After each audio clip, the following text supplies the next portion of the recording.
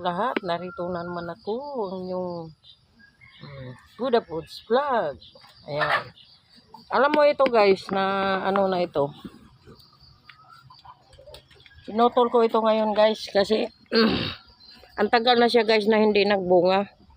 Nagbunga ito 5 piraso, lalaki. Yung ito dali nakalimang bunga ito, lalaki.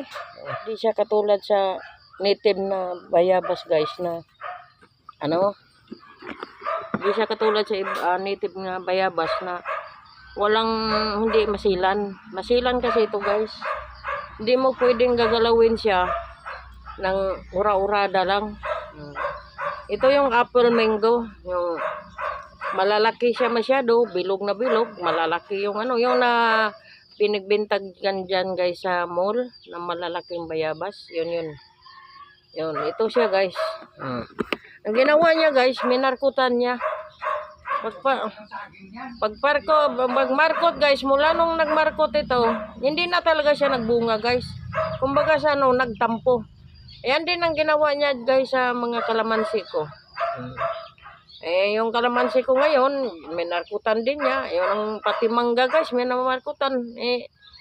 Hindi naman yan dapat na ano, kasi habang ano pa ang puno ng mangga o ano pa man, hindi mo pwedeng gagalawin yan na maliban lang kung yan ay medyo tapos na siya sa kanyang pagano.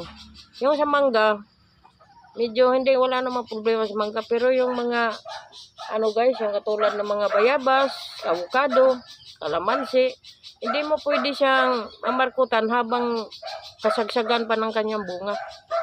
Hindi mo siya pwedeng mamarkutan ng ganyan.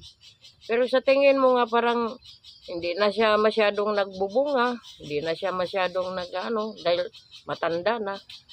Ayan, pwede na muna siya markutan. Pwede na siya markutan guys. Yan. Yan, ito tuloy nangyari. Instead nga bata, ito ang nangyayari ngayon tuloy. Imbis kay magkaano tayo ng bayabas na malalaki. Kaya itong gawin ko guys, itatanim ko ito ngayon. Tatanim. Huwag kalimutan po pindutin ang notification bell para updated po kayo sa aking mga video. Okay, see you next. Ano nito sa aking YouTube.